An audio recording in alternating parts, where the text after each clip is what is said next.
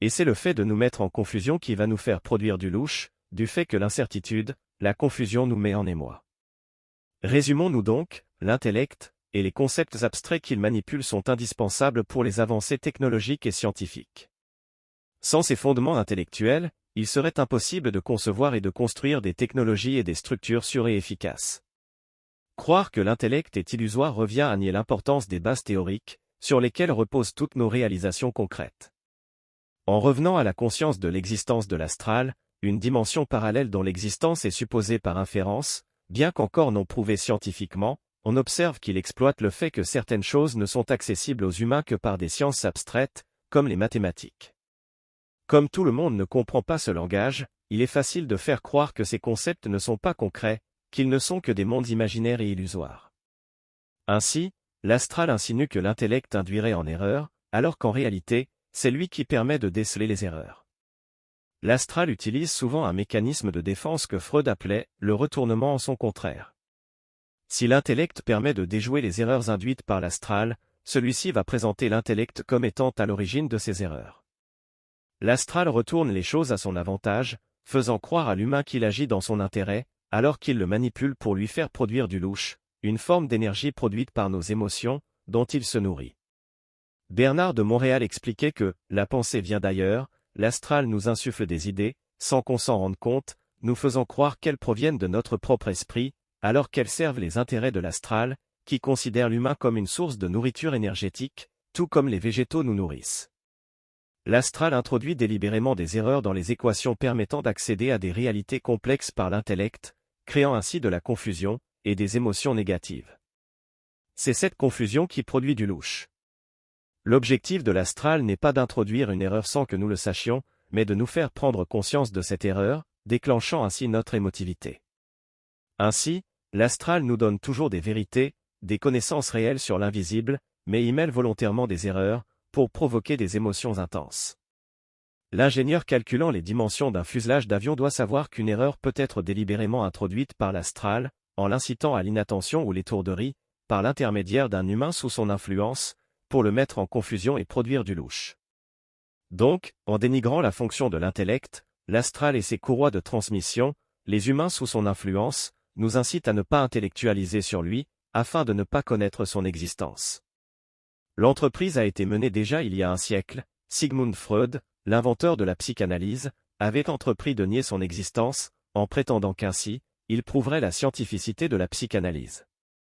Il suffisait de se déclarer contre l'étude de ce monde, rempli d'entités vampires, pour accéder au statut de science. Il proposa donc le concept d'inconscient, pour cacher leur existence, les faisant passer pour des instances psychiques propres à l'homme, par quoi il fut contraint d'introduire la notion de pulsion de mort ou thanatos, donc un besoin de l'homme de s'autodétruire, ainsi que l'idée d'une sexualité polymorphe, propre aux enfants qui peuvent être très tôt astralisés. On voit comment toute l'astuce repose sur le fait de rendre l'humain coupable, en lui inoculant les pensées et désirs qui ne sont pas les siens, mais ceux des entités de l'astral. 30% de vrai pour 70% de contre-vérité, ainsi fonctionne l'astral, qui nous révèle toujours quand même au passage 30% de ce qui le caractérise si on sait l'analyser par l'intellect. Le mental et l'intellect sont si importants pour l'humain, que simplement l'empêcher de mettre des mots sur ces choses, fait qu'il ne peut plus les conscientiser. Le fait d'inciter l'humain à ne plus chercher à mettre des mots pour désigner les choses l'empêche de les identifier correctement, et nous pousse à en attribuer des causes erronées.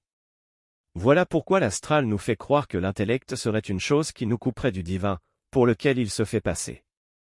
L'intellect ne nous coupe pas du divin mais de lui, l'astral, vis-à-vis duquel il nous permet de nous protéger.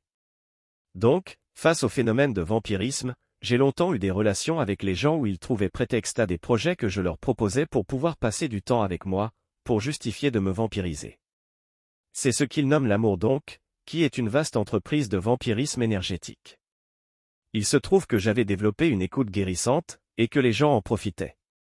C'est ahurissant comment l'astral sait faire passer les humains qui sont sous son influence pour des représentants de l'amour, qui sont en réalité des vampires de votre énergie.